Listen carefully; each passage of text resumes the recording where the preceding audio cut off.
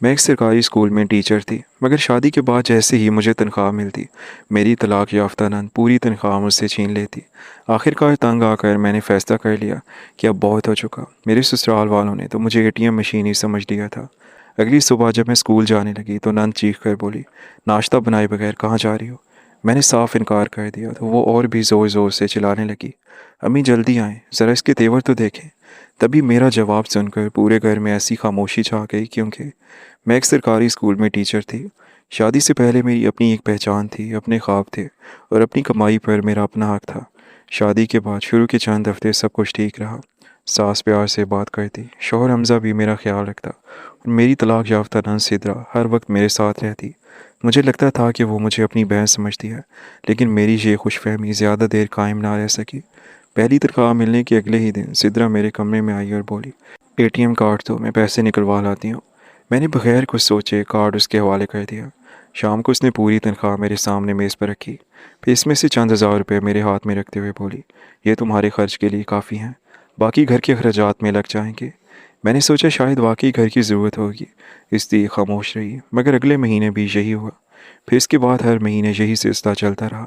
جیسے ہی تنخواہ آتی، سدرا سب سے پہلے میرا موبائل لے کر بینک کا میسج دیکھتی، پھر ATM کارڈ اٹھا کر بینک چلی جاتی اور پوری تنخواہ نکال لیتی۔ مجھے صرف اتنے پیسے دیے جاتے کہ میں اسکول آنے جانے کا خرچ پورا کر سکوں۔ اگر کبھی میں نے نئی چادر، جوتے یا کتاب خریدنے کی بات کی تو جواب ملتا، ابھی گھر کے حالات اچھے نہیں ہیں، شادی پر بہت خرچہ ہوا ہے۔ میں خاموشی اختیار کر لیتی۔ مجھے بعد میں معلوم ہوا کہ انہی پیسوں سے سدرا اپنے لیے مہنگے کپڑے خریدتی، بیوٹی پارلر جاتی اور اپنی سہیلیوں کے ساتھ گھومتی پھرتی۔ یہ سن کر مجھے بہت غصہ آیا۔ پیسہ میرا تھا، میری محنت کی کمائی تھی، میں گھر کے کام کر کے جاب پر جاتی، اس طرح مجھے آرام نہیں ملتا تھا۔ پورا دن مشقت والے کام میرے حصے میں آتے، کام کاج کے معاملے میں بھی مجھ سے رعایت نہیں کی جاتی اور میری ساری سیلری بھی سدرا لے جاتی۔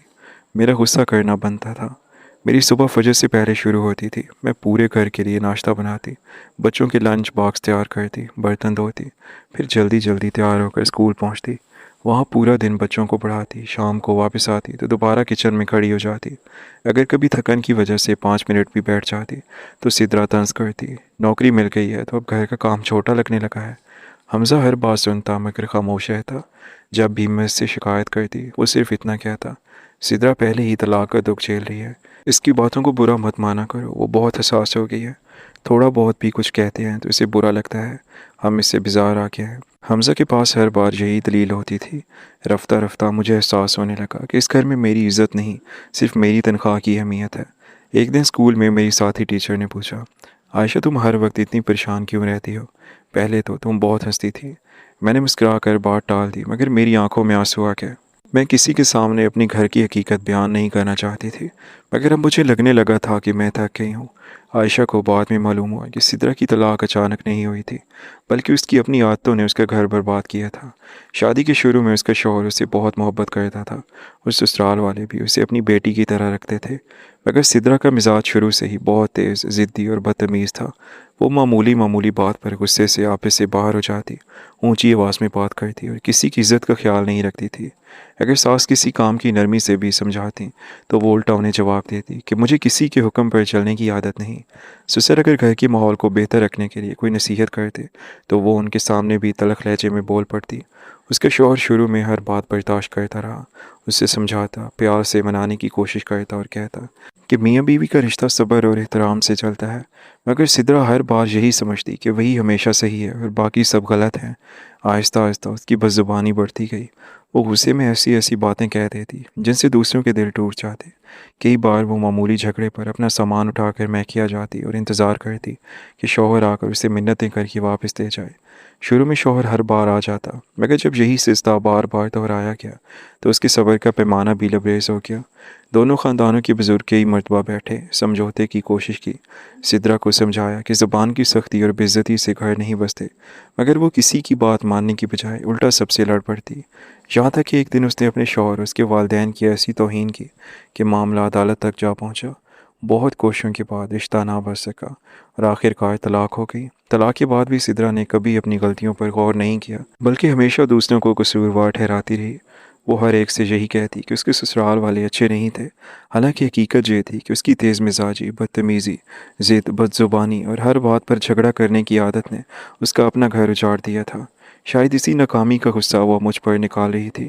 اسے لگتا تھا کہ اگر وہ اپنی بھابھی کو دبا کر رکھے گی، اس کی تنخواہ پر قبضہ کرے گی اور ہر وقت اس پر حکم چلائے گی تو اس کے دل کا غصہ کم ہو جائے گا، مگر حقیقت میں وہ اپنی زندگی کی تلخی ایک بے قصور انسان پر اتار رہی تھی۔ یہی وجہ تھی کہ میں جب بھی سدرا کے رویے کو دیکھتی تو اسے محسوس ہوتا کہ سدرا کو اپنی طلاق سے زیادہ اپنی غلطیوں کا علاج کرنے کی ضرورت ہے، کیونکہ جو انسان اپنی زبان اور اپنے غصے پر قابو نہیں رکھتا وہ دوسروں کی خوشیاں بھی چھین لیتا ہے اور آخر کار اپنی خوشیاں بھی اپنے ہی ہاتھوں سے برباد کر دیتا ہے۔ چند دن بعد حکومت کی طرف سے اضافی الاؤنس ملا اور اس مہینے میری تنخواہ پہلے سے زیادہ آئی۔ سدرا صبح سے ہی خوشی سے بولنے لگی، اس بار تو اچھے خاصے پیسے آئیں گے، میں نے بہت کچھ خریدنا ہے۔ اس کی بات سن کر میرے دل میں پہلی بار شدید غصہ پیدا ہوا۔ میں نے دل ہی دل میں فیصلہ کر لیا کہ اب بہت ہو چکا، میں اپنی محنت کی کمائی کسی کے حوالے نہیں کروں گی۔ اسی شام میں بینک گئی اور اپنے اے ٹی ایم کارڈ کا پن تبدیل کر دیا۔ میں نے بینک والوں سے بھی کہہ دیا کہ میرے علاوہ کسی کو میرے اکاؤنٹ کی معلومات نہ دی جائیں۔ گھر واپس آئی تو میرے دل میں عجیب سا خوف بھی تھا اور ہمت بھی تھی۔ میں جانتی تھی کہ اگلی صبح ایک بڑا جھگڑا ضرور ہوگا، مگر میں اب مزید ظلم برداشت نہیں کر سکتی تھی۔ اگلی صبح میں ہمیشہ کی طرح وقت پر اٹھی۔ میں نے صرف اپنی اور حمزہ کے لیے چائے بنائی، خود تیار ہوئی، بیگ اٹھایا اور دروازے کی طرف چل پڑی۔ اچانک پیچھے سے سدرا کی تیز آواز گونجی، ناشتہ بنائے بغیر کہاں جا رہی ہو؟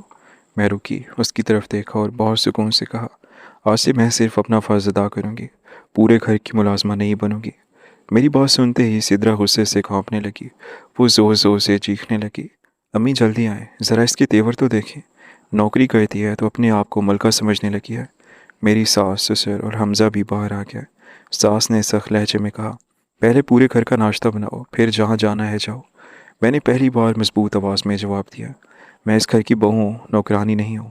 میں صبح سے رات تک کام بھی کرتی ہوں اور نوکری بھی، مگر ہر مہینے میری پوری تنخواہ مجھ سے لے لی جاتی ہے۔ آج سے ایسا نہیں ہوگا، میری کمائی میرے اکاؤنٹ میں رہے گی، میں اپنی مرضی سے گھر کے خرچے میں حصہ دوں گی، مگر اپنی پوری تنخواہ کسی کے حوالے نہیں کروں گی۔ میرے یہ الفاظ سنتے ہی پورے گھر میں ایسی خاموشی چھا گئی کہ کسی کی زبان سے ایک لفظ بھی نہ نکل سکا۔ حمزہ حیرت سے مجھے دیکھ رہا تھا، جیسے اسے یقین ہی نہ آ رہا کہ ہمیشہ خاموش رہنے والی عائشہ آج اتنی مضبوطی سے اپنے حق کی بات کر رہی ہے۔ سدرا نے غصے سے میری طرف دیکھا، مگر اس دم میں پہلی بار اسے احساس ہوا کہ اب میں وہ خاموش رہنے والی لڑکی نہیں رہی۔ عائشہ کی بات ختم ہوتے ہی سدرا نے غصے میں میز پر رکھا گلاس زمین پر دے مارا۔ پورا گھر اس کی چیخوں سے گونج اٹھا۔ وہ مسلسل کہے جا رہی تھی، اگر اس گھر میں رہنا ہے تو ہمارے اصول ماننے ہوں گے، ورنہ ابھی اپنے میکے چلی جاؤ۔ ساس بھی بیٹی کا ساتھ دینے لگی اور بولی، ہم نے تمہیں بہو بنا کر لایا ہے، گھر کی ذمہ داری اٹھانا بھی تمہارا فرض ہے۔ میں نے پرسکون لہجے میں جواب دیا، مجھے گھر کی ذمہ داری سے انکار نہیں ہے، لیکن میری محنت کی پوری تنخواہ لینا کسی کا حق نہیں۔ میں ہر ماہ گھر کے خرچے میں ضرور حصہ دوں گی، مگر میری کمائی پر صرف میرا اختیار ہوگا۔ حمزہ خاموش کھڑا سب کچھ دیکھتا رہا۔ میں نے پہلی بار اس کی طرف دیکھ کر کہا، آج آپ کو فیصلہ کرنا ہوگا، آپ کو ایک بیوی چاہیے یا صرف ایک ایسی عورت جو کمائے اور سب کچھ دوسروں کے حوالے کر دے؟ حمزہ نے نظریں جھکا لیں۔ اس سے پہلی بار احساس ہوا کہ وہ اپنی خاموشی سے اپنی بیوی پر ظلم ہونے دے رہا تھا۔ اسی وقت سدرا نے غصے میں میرا بیگ چھین کر کھول دیا اور اے ٹی ایم کارڈ ڈھونڈنے لگی، مگر کارڈ وہاں پر موجود نہیں تھا۔ وہ چیخ کر بولی، کارڈ کہاں پر ہے؟ میں نے اعتماد سے جواب دیا، محفوظ جگہ پر ہے، اور اب اس کا پن بھی تبدیل ہو چکا ہے۔ یہ سن کر سدرا جیسے آنکھ بگولا ہو گئی۔ اس نے حمزہ سے کہا، دیکھ رہے ہو، تمہاری بیوی نے ہم پر اعتماد ہی ختم کر دیا ہے۔ حمزہ نے اس بار پہلی مرتبہ اپنی بہن کو روک دیا۔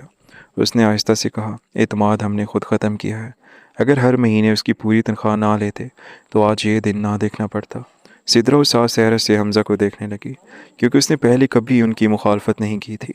میں اسکول چلی گئی، مگر اس دن پہلے سے کہیں زیادہ مطمئن تھی۔ کئی ماہ بعد مجھے محسوس ہوا کہ میں نے اپنے لیے آواز اٹھائی ہے۔ دوپہر کو میرے موبائل پر مسلسل کالیں آتی رہیں، مگر میں نے کلاس کے دوران کسی کال کا جواب نہیں دیا۔ شام کو گھر واپس آئی تو ماحول بالکل بدلا ہوا تھا۔ حمزہ میرا انتظار کر رہا تھا۔ اس نے کہا، مجھے تم سے معافی مانگنی ہے، میں جانتا تھا کہ تمہارے ساتھ زیادتی ہو رہی ہے، لیکن میں ہمیشہ خاموش رہا۔ آج احساس ہوا کہ خاموش رہنا بھی ظلم میں شریک ہونا ہے۔ اسی دوران سدرا دوبارہ باہر آ گئی اور بولی، اگر تم نے اپنی تنخواہ نہیں دی تو تم اس گھر میں نہیں رہو گی۔ سدرا کے والد نے پہلی بار سخت لہجے میں کہا، سدرا بہت ہو گیا، تم اپنی زندگی کے فیصلوں کی ذمہ دار خود ہو، اس کی کمائی پر تمہارا کوئی حق نہیں۔ آج کے بعد کوئی بھی عائشہ سے اس کی تنخواہ نہیں مانگے گا۔ یہ الفاظ سن کر سدرا خاموش ہو گئی۔ اسے اندازہ ہو گیا کہ اب حالات پہلے جیسے نہیں رہے۔ اگلے مہینے میں نے اپنی مرضی سے گھر کے خرچے کے لیے ایک مناسب رقم ساس کے ہاتھ میں رکھی اور باقی رقم اپنے مستقبل کے لیے بچا لی۔ اس نے اپنے والدین کے لیے بھی تحفے خریدے جو وہ شادی کے بعد کبھی نہ خرید سکی تھی۔ چند ماہ بعد اسی بچت سے اس نے ایک چھوٹا سا پلاٹ بک کروا لیا۔ سدرا کو بھی آہستہ آہستہ احساس ہونے لگا کہ اس نے اپنی بھابھی کے ساتھ انصاف نہیں کیا۔ ایک رات وہ میرے کمرے میں آئی۔ اس کی آنکھوں میں آنسو تھے۔ اس نے کہا، مجھے معاف کر دو۔ اپنی ناکام شادی کا غصہ میں نے تم پر نکالا۔ مجھے لگتا تھا کہ اگر تمہاری کمائی میرے ہاتھ میں رہے گی تو میری زندگی آسان ہو جائے گی، مگر میں غلط تھی۔ میں نے خاموشی سے اس کی بات سنی اور کہا، معافی مانگنے والا ہمیشہ چھوٹا نہیں ہوتا، لیکن شرط یہ ہے کہ غلطی دوبارہ نہ دہرائی جائے۔ وقت گزرتا گیا، گھر کا ماحول بدلنے لگا۔ اب میری عزت کی جاتی تھی، مجھ سے مشورہ لیا جاتا تھا اور میری محنت کی قدر بھی ہونے لگی۔ حمزہ نے بھی میرے ساتھ کھڑا ہونا سیکھ لیا۔ میں نے اکثر اپنی طالبات سے ایک بات ضرور کہتی تھی، عورت کا کمانا قابل فخر ہے، لیکن اس سے بھی زیادہ ضروری یہ ہے کہ وہ اپنی محنت کی عزت کرنا سیکھے۔ جو انسان اپنے حق کے لیے باعزت طریقے سے آواز نہیں اٹھاتا، لوگ اس کا حق چھیننا اپنا حق سمجھنے لگتے ہیں۔ اس دن کے بعد کسی نے مجھ کو ATM مشین نہیں سمجھا، بلکہ ایک باوقار، خوددار اور باعزت انسان کی طرح عزت دینا شروع کر دی، کیونکہ میں نے خاموش رہنے کی بجائے صحیح وقت پر اپنے حق کے لیے ڈٹ کر کھڑا ہونے کا فیصلہ کر لیا تھا۔ اگر کہانی اچھی لگی ہو تو ویڈیو کو لائک، چینل کو سبسکرائب کر دیں اور اسے اپنے دوستوں کے ساتھ شیئر ضرور کریں۔ اللہ حافظ۔